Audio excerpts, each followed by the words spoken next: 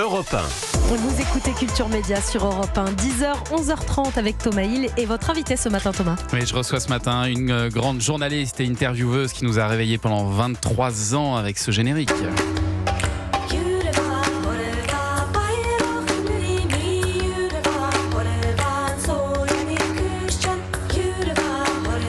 Le générique de Thé ou Café. Et alors j'ai appris dans votre livre que c'était une musique bretonne.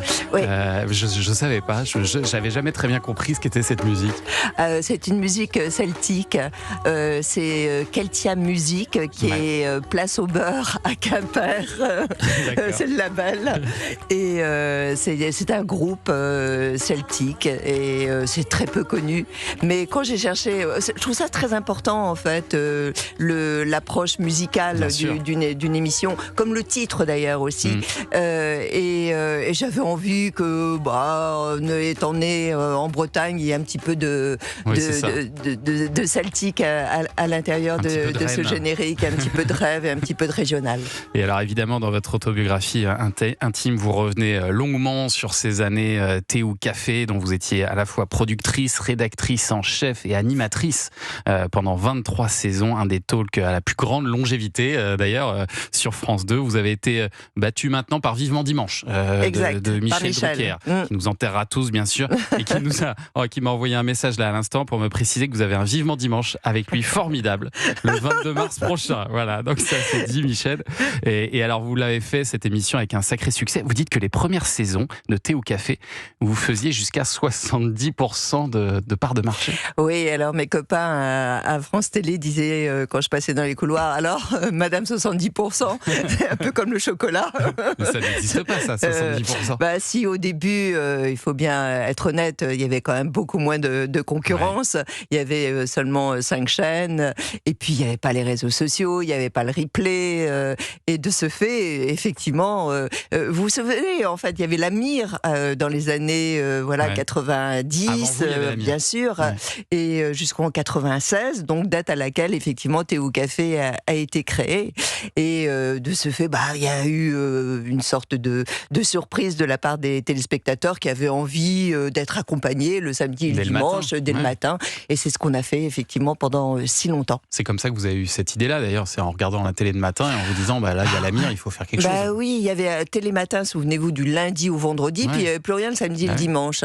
Et puis après, il a fallu choisir effectivement un titre, et moi j'aime bien tous les titres binaires. Alors il y a eu... vous avez fait Sucré-Salé à un moment? Il y a eu Sucré-Salé, il y a eu sur France Inter, il y a eu Aigre-Doux, et puis après Thé ou Café, parce que j'étais tout bêtement dans un avion, et puis vous savez, l'hôtesse ou le steward disait Thé ou Café. D'ailleurs, quand je suis arrivée au studio, vous m'avez dit aussi Thé ou Café tout à l'heure.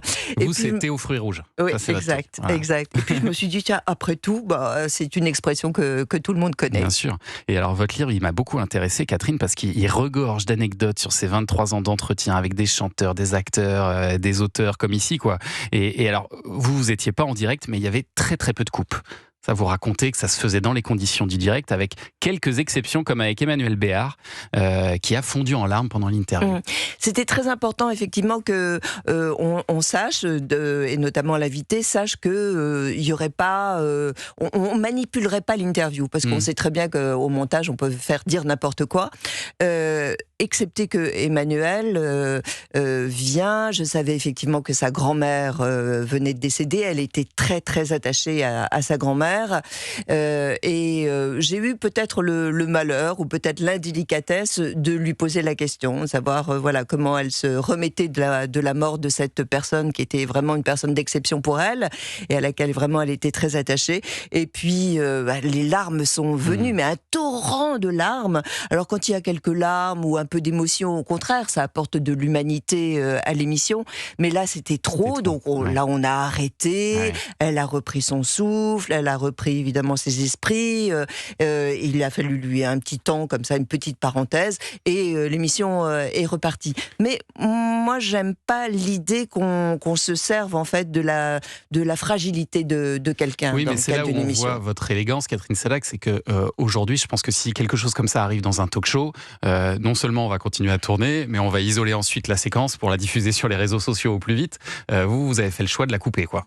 Oui, je suis pas sûre que tout le monde fasse ce que vous venez de décrire, mais c'est vrai qu'il y a une tendance aujourd'hui à être exhibitionniste. Et en ça, vous avez raison. Et alors, parfois, vos invités vous mentent. Moi, ça m'est arrivé aussi ici. Vous donnez l'exemple de Pierre Ninet, qui a osé vous contredire sur une info que vous aviez et que vous veniez d'avoir. Ah oui, il était trop fort, Pierre Ninet, parce que je le reçois, puis j'aime beaucoup ce comédien. C'est un comédien vraiment de grand talent. Là, j'ai encore vu son film Gourou, qui est absolument exceptionnel. Il est incroyable. Et puis, en plus, il se bonifie d'année en année. Bon, et il est l'invité. Je sais qu'il est à la Comédie Française, évidemment, depuis de nombreuses années, mais qu'il va la quitter, puisqu'il a fait un pot de départ. Donc, c'est signifiant. Une info béton. Voilà, c'est ça. Et je lui dis, qu'allez-vous faire après la Comédie Française? Et là, grand silence, il me dit... mais pourquoi me dites-vous ça? Moi, je suis très attachée à la troupe. L'idée de troupe est très importante pour moi. Et il me fait donc, voilà, toute une théorie, voilà, un blabla sur le bien fondé de rester à la Comédie Française. Et après, dans le dos à dos, puisqu'il y avait toujours le dos à dos à la fin de l'émission, je lui dis, est-ce que vous avez menti durant l'émission? Et il me répond, comme un bon comédien, il me dit, certainement pas. Bien sûr que non, bien sûr que non. Des politiques aussi, on se souvient de cette image en 2001 de Nicolas Sarkozy, assez mal à l'aise quand vous lui faites chanter Gabriel en karaoké. Gabriel. Ou encore de François Hollande, à qui vous faites manger un petit pot à bébé, c'est ça? Oui, un bébé, partant du principe que c'était quand même un père d'une famille nombreuse, de 4 enfants. Nous, on aimait bien, en fait, organiser des happenings. Il fallait qu'il se passe quelque chose, en fait, sur le plateau. Voilà. Donc, il y a l'enfant, le bébé d'une de mes collaboratrices, qui a joué la figuration. Et donc, j'ai demandé à François Hollande de lui donner un petit pot. Il s'en est plutôt pas mal débrouillé. Et alors, vous revenez aussi, Catherine, sur l'arrêt de Thé ou Café, après 23 saisons, 40 années quand même sur le service public. Arrêt que vous apprenez non pas par la direction de France Télé, mais par un journaliste du Parisien. Et vous êtes surpris? À moitié. Moi, ça m'a fait un choc, bien sûr. Même, au bout de 40 ans, on peut s'attendre à autre chose, quoi. J'avoue que j'ai pas trouvé ça très décent, j'ai pas trouvé ça très, très délicat, et j'aurais préféré avoir un rendez-vous avec la personne qui préside France Télévisions et qu'elle puisse me dire face à face, yeux dans les yeux, qu'elle avait peut-être plus besoin de l'émission et plus besoin de moi. Mais bon, c'est quelque chose, malheureusement, qui s'est toujours fait à la télévision et qui continuera certainement à se faire, peut-être par manque de courage, tout simplement. Mais j'ai trouvé ça assez déplorable, effectivement, et qu'on aurait pu apporter un tout petit peu plus de liant, et puis plus, encore une fois, de délicatesse. Moi, j'aime d'humanité, et d'humanité, voilà. Mais bon, ça arrive à beaucoup de gens qui sont licenciés comme ça, et combien de personnes, effectivement, dans les entreprises en France le savent, ou par leur syndicat, ou tout simplement aussi par la presse régionale. Et alors ensuite, à l'été 2020, Mouloud Achour vous demande de le rejoindre sur Click, et Catherine Sellac, vous faites 2 saisons avec lui. Et alors vous avez ces mots, vous dites, en arrivant à Canal+, vous avez découvert pour la première fois ce qui s'appelle la considération de la part de la direction. J'étais étonné de vous entendre écrire ça. Vous vous êtes jamais senti vraiment considéré en 40 ans de France Télé? Parce qu'on finit par se demander pourquoi vous y êtes resté. Je remercie le service public de m'avoir fait grandir.